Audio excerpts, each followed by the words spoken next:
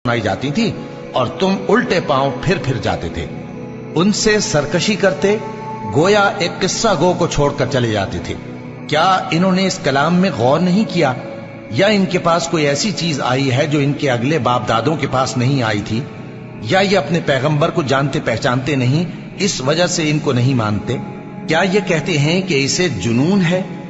नहीं, बल्कि वो इनके पास हक को लेकर आए हैं और इनमें से अक्सर हक को नापसंद करते हैं। और अगर माबूद बरहक इनकी ख्वाहिशों पर चलने लगे तो आसमान और जमीन और जो इनमें है सब दरहम बरहम हो जाएं।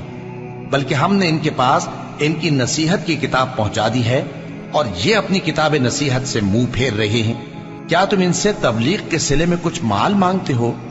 तो तुम्हारे परवरदिगार का दिया हुआ माल बहुत अच्छा है और वो सबसे बेहतर रिस्क देने वाला है। और तुम तो इनको सीधे रास्ते की तरफ बुलाते हो।